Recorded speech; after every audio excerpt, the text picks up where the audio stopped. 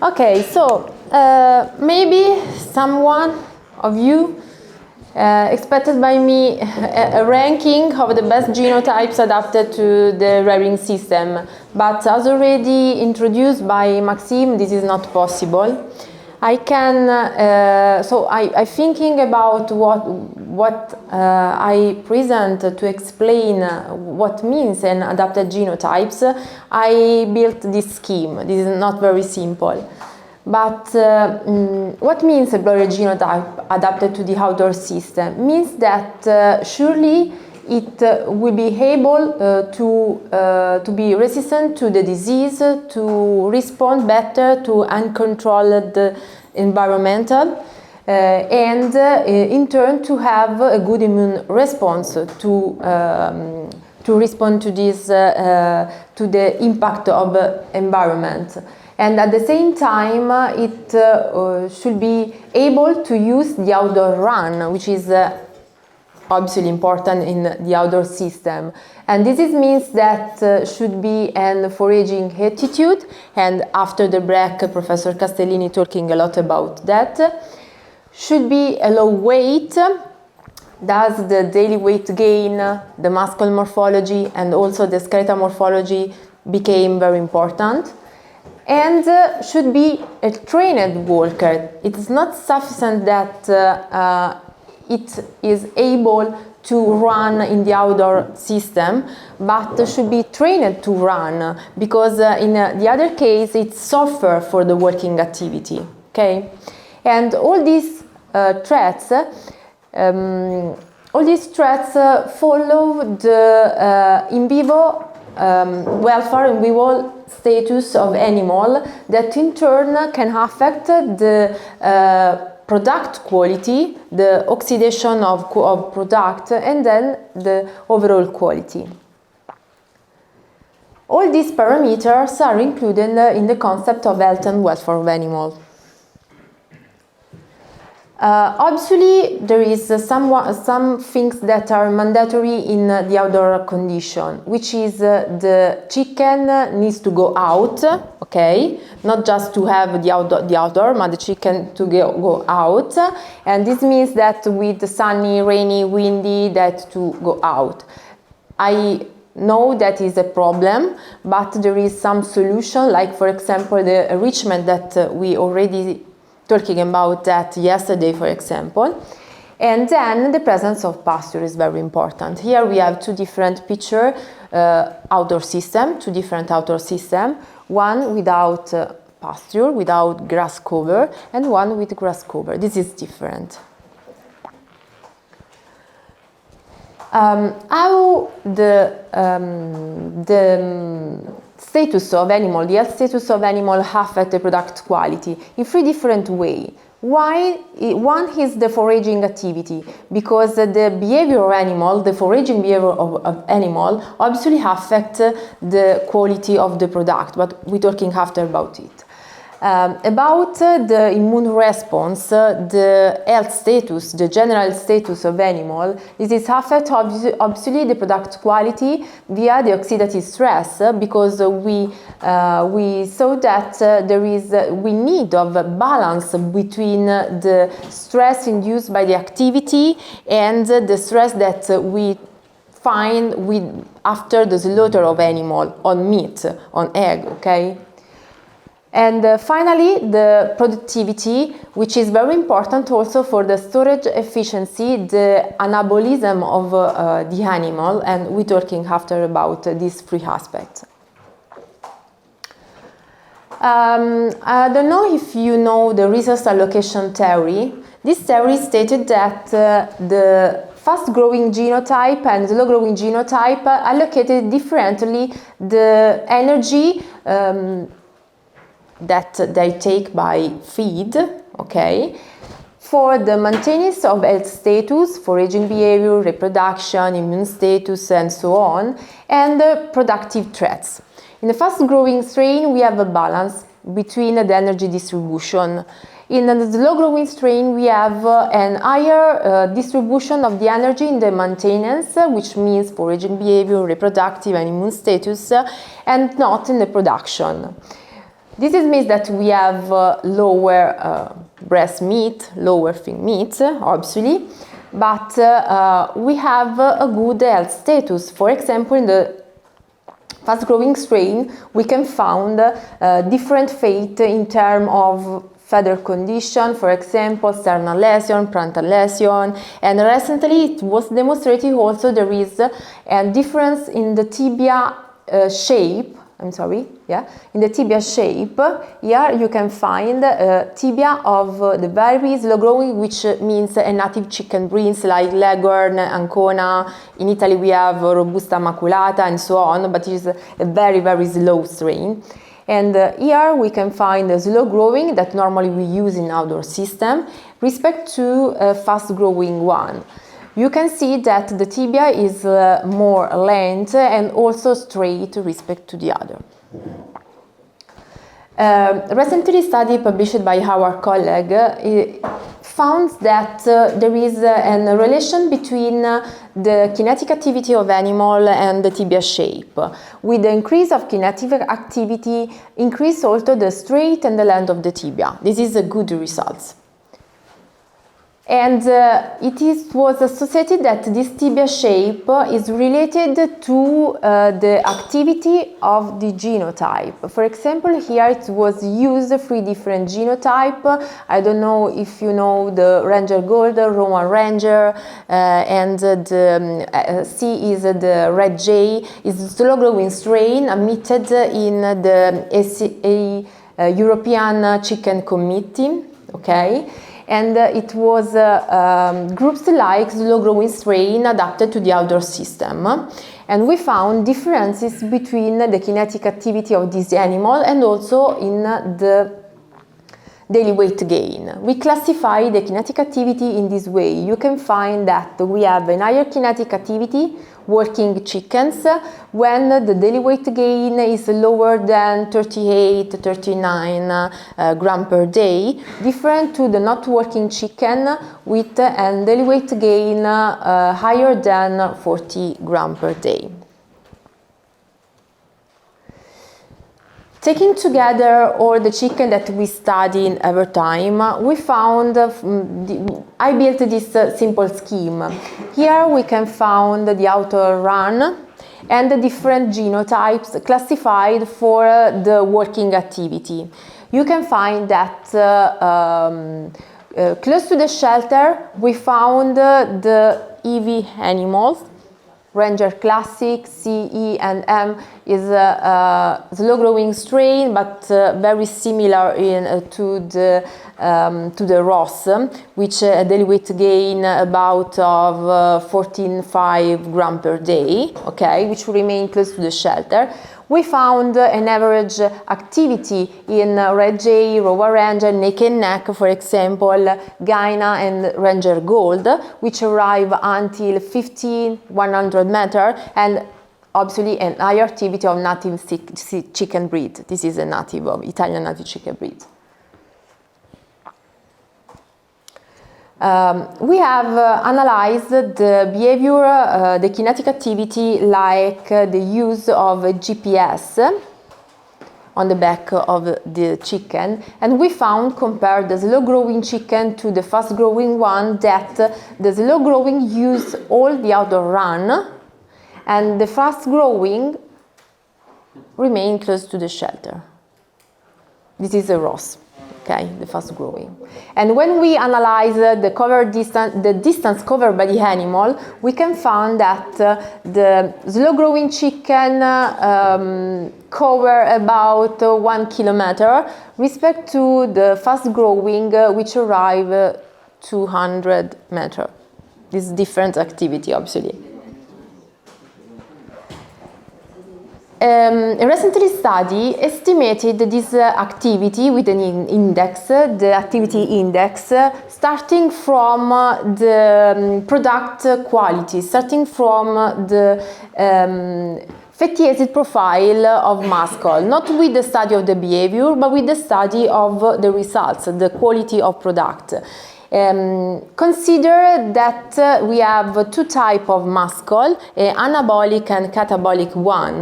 The anabolic produces storage of fatty acid. The catabolic take this fatty acid to use like fuel. Okay, and in this index there is a difference between the white muscle, the anabolic one, and the red muscle, which is the catabolic.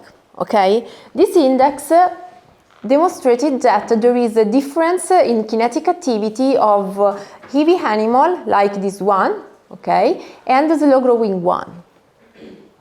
It is published if you are interested. What is considered this index?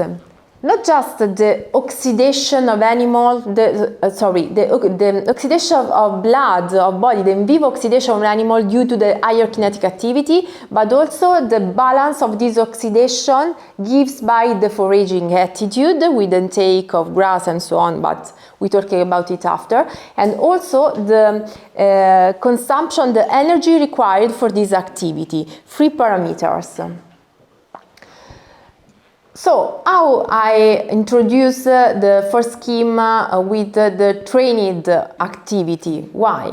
Because it was demonstrated that when the poultry is not trained, is not adapted to the kinetic activity, it suffers also over time. For example, in the fast growing one, here we have the fast growing, followed to the kinetic activity induced by the experimenter, we found that there is not an adaptation profile. There is an increase in reactive oxygen molecules and lipid oxidation over time.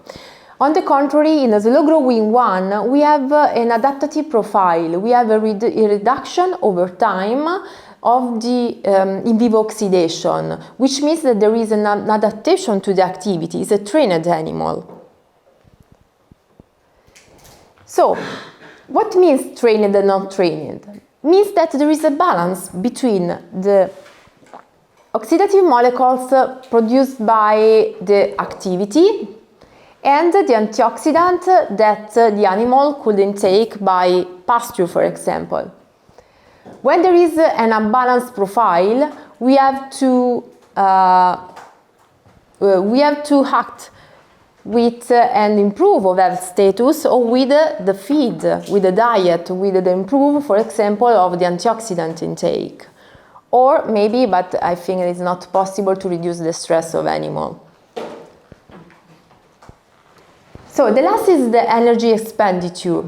What already said about the anabolic and catabolic muscle. We can find that when the energy is not sufficient to cover the required for the animal, poultry take energy from long-chain fatty acid stored in the meat. And in particular, they take the thick long-chain fatty acid with a catabolic activity. This is important to understand what means the kinetic activity finalized to a good quality of the product, and not just that the poultry explore the outdoor and working lot, but is not finalized with a good quality product, is not good for an outdoor system.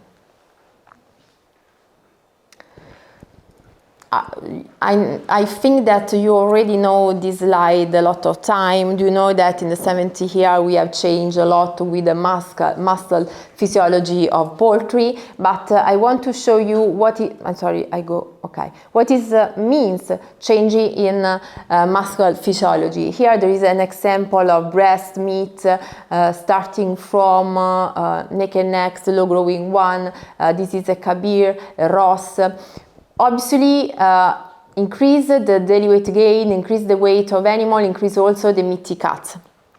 And how I want to show you the really morphology of the muscle and not of the meat, which means that how you can see in this slide, we have a different fiber profile in the muscle. For example, in very slow growing strain, we have the presence of some, 4 in particular, of red fiber respect to the fast growing. There is not red fiber, just white fiber. This means that this is a muscle, this is a meat. Okay, because when we don't have red fiber, we have just a stored fiber, anabolic fiber, not catabolic one. Okay, but we have to take also of muscle, not just meat. In particular, we found also that in the fast-growing chicken, we have an inflammatory infiltration inside the muscle and the presence of some necrosis spot in the fiber. This is not good, obviously.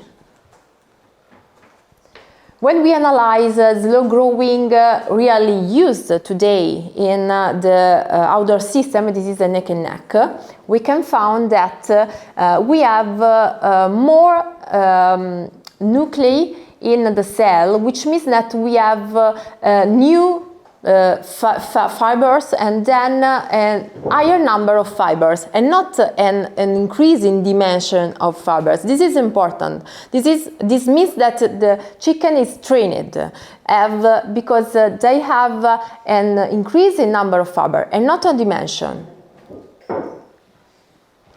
So, arrive to the question, what means suitable broiler genotypes adapted to the outdoor system? Means that there is an adaptability, and the adaptability take in consideration many aspects, which include mainly the genotypes and their characteristics like behavior, health status, product quality, and not just the daily weight gain as normally used in many countries. For example, in this study, we have to try to produce an index, an adaptability index, to classify slow-growing and fast-growing strain. You can find that it's the extreme lines, it is better classified, ROS and slow-growing strain. But inside the slow-growing strain, we have the problem to divide the different genotypes. Why? Because we have considered just some parameters for the classification, which is the behavior, the welfare, and the health status. When we introduce other parameters, for example, the performance, we have a different profile. Here, for example, we have found that the chicken with the lower daily weight gain show a better adaptability. The chicken with higher daily weight gain show worse adaptability, but it's also a simplistic way to talk about the chicken able to have an adaptability to the rearing system, the outdoor rearing system. So we try to find and cut off a daily weight gain above which we don't have the adaptability. But below we have to study the different parameters. And we found that the cutoff is around, 38.6. Lower than 40 grams per day of daily weight gain. So, the take-home message is what do we know to date about chicken genotype adapted to the extensive rearing system? Surely, the fast-growing is not adapted to the outdoor rearing system. We have to eliminate. Not all the slow-growing genotypes have the same adaptability, but mainly with the genotypes with the daily weight gain lower than 38 per 6, 39 could be a good adaptability. To define the adaptability of slow-growing chicken to the outdoor system, we have to take in consideration many criteria, like for example the behavior as already shown, the welfare, the physiology, but also the health status, performance and the quality. And what do we know more thanks to PPILOW project? I present the results and I respond to this index after the break and after the presentation of my Professor Castellini, which is all together. So I leave the word to Claire to add your opinion. So to keep working on outdoor range use, sorry. We conducted an experiment in 2021 with 4 different strains. So we have a very slow growing one, a dual purpose one. So it means that the egg will be used from the laying hens, and the broilers can be used for meat. And then we have 3 different slow to intermediate growing strains. So one that is quite common in France, the SN strain, and then a local breed, a white breast, and a GA strain, which is slightly faster growing and answer to the more current need that and it's usually used in the more northern countries. So we have 4 different range, all covered with trees, even though it's heterogenic, it's not equally reported everywhere. And we have 750 mixed sex chicken. So first of all, when we look at the strain altogether, what we first wanted to show is that when the cumulative time spent outdoor is quite high, you also have a grass intake that is high. And we can see that the proportions are in accordance to each other. So the more the animal spends time outdoor, the more he eats grass outdoor. However, it does not mean that the excretion outdoor will be similar. So you do have a direct relationship between what is taken outdoor and the time spent, but you do have a possible strain dependency on how the excretion is spent outdoor. So then looking at the individual in itself, we wanted to better understand if range use was a personality trait. So it means that even though in a strain you have a lot of variability, so you have different animals using sometimes not at all the outdoor range and sometimes a lot, is it consistent in time per individual? And is it consistent across situations, so across season, for example? We answered that with 3 different points. So first of all, we had the first work from our colleague in a meadow with only 1 strain, the SN strain, with behavioral observations. And in the experiment that we conducted, we used 2 different methods. So behavioral observations, similarly to the ones from our colleague, and we also used radio frequency identification. So, about the method. The behavioral observations, in order to know how much a chicken was using the range, we walked in the range and we reported the location of each animal in the different zones that they were in. We did that 7 times per day of observation, and depending on the rearing lengths per strain, we had more or less days of observation. So we have an index for each zone because it depends on the distance between the barn and the zone the animal is in. So for example, if an animal is seen in zone C, we will consider that he has crossed the zone A, B, and he's in the middle of the zone C. So the index is 15 meters plus half of 15, so 22.5. And then we cumulate the whole number of times that we see the animal outdoor.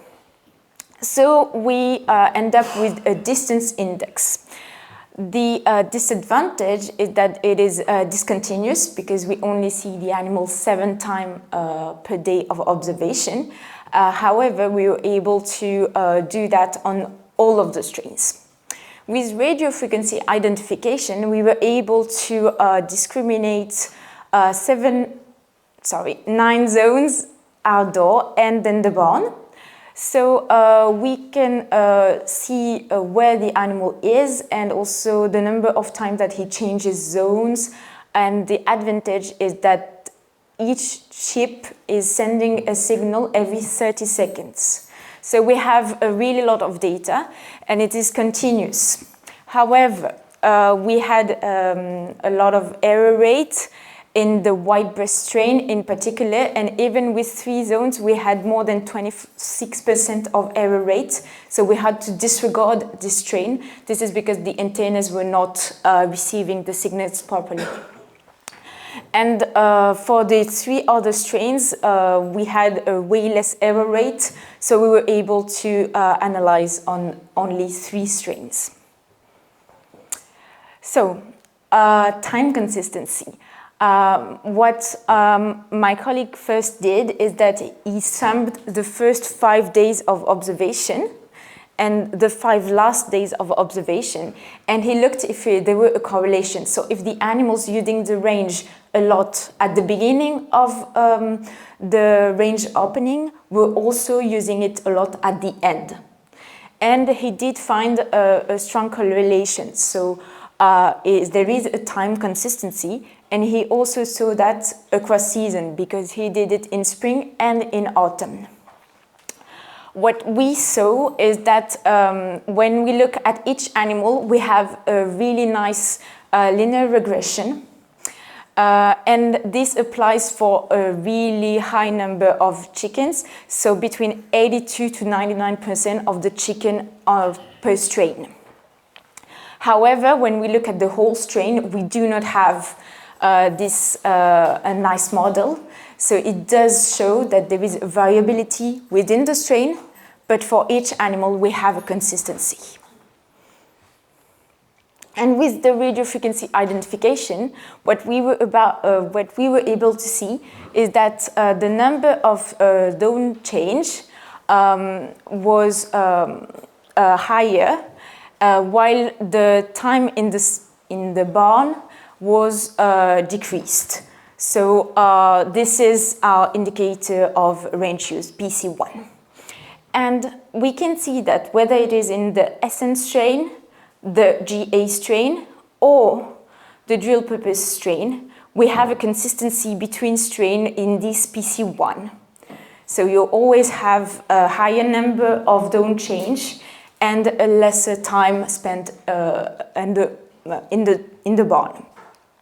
So we have a consistency between strains and in time.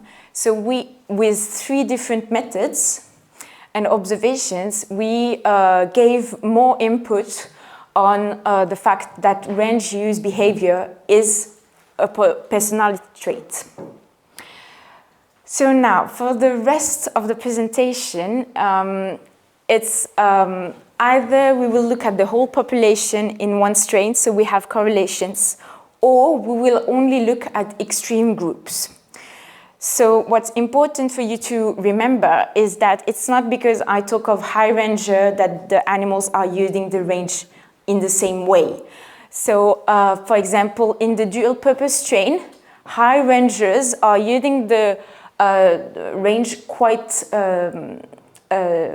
low.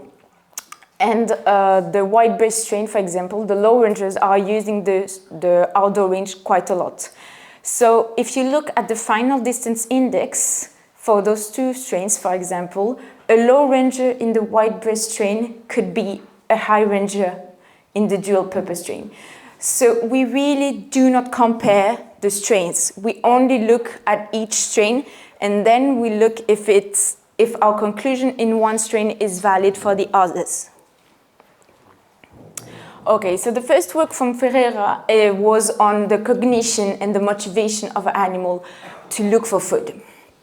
So what he was able to see is that when we target simple cognitive capacities, so with color guidance and really simple tasks, there is no difference between high and low ranges in the SN strain. But when we look at complex cognitive capacities, so spatial memory, but also flexibility, so the capacity of animal to detour to manage to reach a task, then the low rangers showed better performances than high rangers. And this is completely counterintuitive because we would think that the ones using the outdoor range more better understand how the range works. but actually the low rangers are the one with the better performances. And then he looked at foraging and the motivation to look for food with the contra-freeloading test. So basically the animals had the choice between free available food or food that they had to look for by foraging. And he was able to see that the animals that range more also express more foraging and are more motivated to look for food in general. What we saw with radiofrequency and our observations was that for all three strains, the animals will use more the range with age and with temperature, knowing that we were in temperatures were between 15 and 25 degrees. We are in a coast in France, and will decrease with rainfall. But what was really important is that we did not see any difference between sex. So males are using the range just as much as females. Claire, do you have any features for the wind, for example? No, we did not have wind. Okay. Sorry. And regarding behavioral observations, what we were able to see is that the animals that were more foraging were also more using the range, and the animals that were more bold were also using more the range. However, this was not valid for all strains. So there is a strain dependency on this behavioral trait related to range use. So now, when we look at the variables at slaughter, what we were able to see is that in the blood, we have a lower ratio of omega-6 out of omega-3, and we have more yellowness. This we relate to the grass intake, because there is more omega-3 in grass and more carotenoids. So what we saw is that the animals using more the range probably have a higher intake of grass individually, not at the level of the strain, and we were able to see that in the blood and in the meat. Regarding the welfare indicators, at the slaughterhouse, we were not able to see any difference in terms of hog burns and wing flaps. However, regarding the immune system in the blood, we were able to see lower activity in terms of immune system and anti-inflammatory system. However, since we do not have the kinetic for these indicators, we are not able to know if there is an immunosuppressing effect of the range use or in the opposite, an immunoprotective effect of the range use. But we were able to see an improvement in terms of bone health, as the tibial bone breaking strength was higher with more ranging, however, only in the faster growing strain.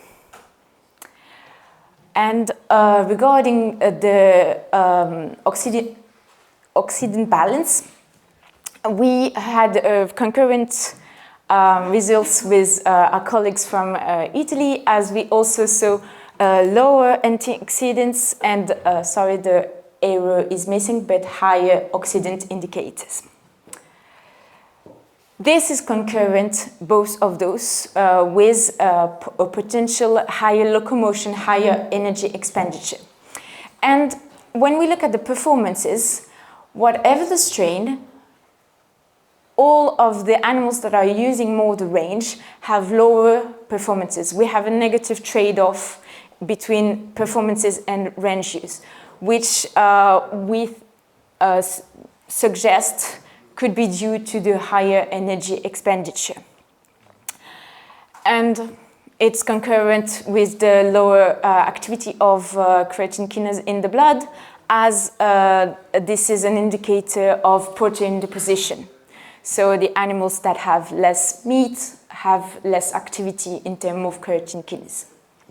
So all in all, what's important to really grasp is that the more the animals are using the range, the lower they will have performances, better bone health, and an imbalanced redox status towards more oxidant indicators and lesser antioxidants, which we suggest could be related to locomotion and energy expenditure on the range. And also higher foraging, because we saw the yellow mermaids.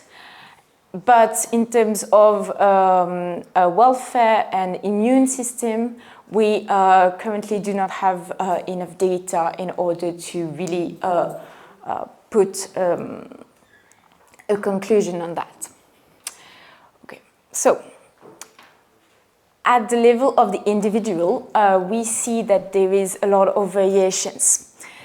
If we want to be able to select on-range use in order to have more homogeneous systems, we need, as Maxime said, the breeders are kept inside, so we need indicators before range use that could be related to the later range use. So the next part is about how can we identify potential predictors of range use. So first of all, Ferreira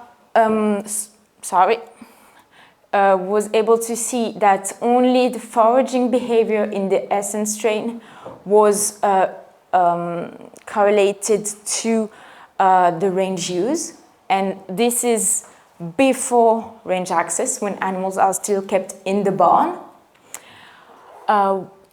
In our study, what we were able to see is that in the faster growing strain, we have more active animals even before range access. So animals are moving more, foraging more, but also resting less. But when we look at the slow growing strains, except for the foraging that we can see in either directly in time budget or in a test, in an individual test where you have handling, so more stress, we have the foraging behavior that could be interesting. When we look at the body weight, what we were able to see is that in the very slow growing strain, we have no difference either before or after with range use. However, when we look at the two other slow growing strains, what we were able to see is that we have a lower body weight after range access, but not before. So a range access may give the animal the possibility to express more the locomotion, and therefore the lower body weight could be a consequence of range use. However, in the faster growing strain, what we were able to see is that we already have a difference before range access.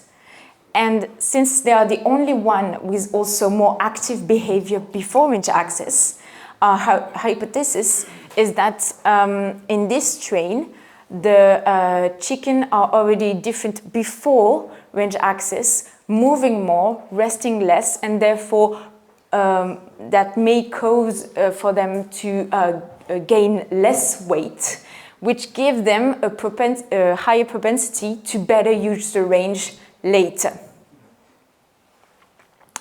So it's not because we haven't been able to see anything in the slow growing strains that what we see in the GA is not available. It's just that our methods in terms of behavior and the technical indicators were not able to reveal the same relationship.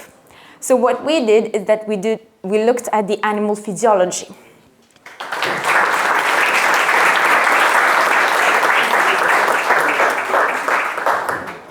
Good morning. I have a question for you. When you speak about the different use of outdoor area in slow-growing broiler and fast-growing broiler, you say that the slow-growing broiler reach 2,000 meters from poultry house. but I will understand which percentage is poultry. 10%, 15%, 1% of poultry. One poultry at 200 meters from farm, 19% of poultry. It's important to evaluate the range use, not the range utilization of poultry. Yeah, thank you for the question. Yeah, actually, when I simplify the scheme to include all the chicken in one picture, I take in mind that the results of the study, where I demonstrated that very slow-growing chicken arrive to 200 meters, so we estimated that more than 60% arrive to these distances. 60%? Yes. But very slow-growing strain, which means Ancona, Leghorn, Robusta Maculata, native chicken breeds, not Loman Dual or Neck and Neck or Red Jay, that is normally the commercial slow-growing strains, okay? Thank you too. One question? Thanks, Claire. I have a question regarding the high complexity results that you had. That was kind of counterintuitive. I was wondering if you could give a bit more info into what the paradigm actually was for this task. Wait, which part? I'm sorry. The score for the high complexity task that we exposed the animals to. Yeah. Okay. Wait. I have in the supplementary once. So what Victor did is that he has a first part of training, and he puts the mealworm in one of the cup board, and he trains the animal in order to see the difference in color.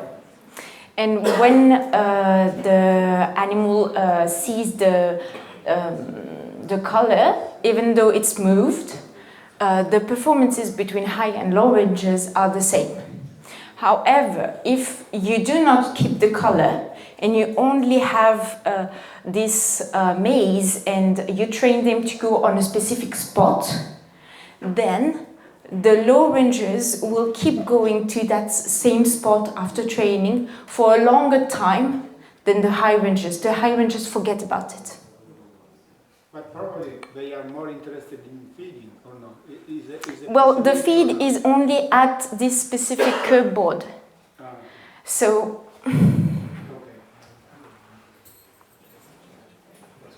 and it's available in, it's already published if you want to have a look at it.